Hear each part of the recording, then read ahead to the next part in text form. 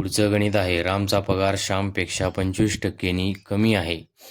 तर श्यामचा पगार रामपेक्षा किती टक्क्यांनी जास्त आहे हे काढायचं आपल्याला. या ठिकाणी आपल्याला जास्त विचारलं आहे, पण फॉर्म्युलामध्ये आपल्याला पर्सेंटनी जास्त इज इक्वल टू आर भागिले 100. जास्त विचारल्यामुळे इथं मायनस घ्यायचं, मायनस आर गुणुले 100.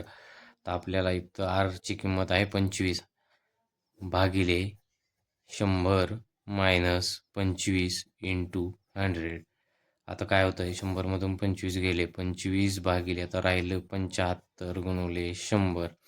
25 एक 25, 25 त्रिक 75. आता आपल्याला काय राहते, 100 भागिले 3. आता हा एक ह्यांना काय पूर्ण भाग जात नाही, आपलं उत्तर पूर्णांकयुक्त अपूर्णांकामध्ये येणार आहे. त्यामुळं ज्या संख्येनं आपण भाग देतो इथं नेहमी लक्षात ठेवायचं, जी संख्या खाली आहे ती संख्या पूर्णांकयुक्त अपूर्णांकात नेहमी खालीच राहील. म्हणजे 3ला 3 ज्या संख्येनं आपण भाग देतोय ती इथंच असते. आणि आता भाग कितीचा जातो, 3 एक 3, 3 त्रिक 9, उरलं 1, इथं झालं 10, पुन्हा 3चा भाग, 3 त्रिक 9, बाकी राहिली 1, भाग गेला 33चा, बाकी राहिली 1%.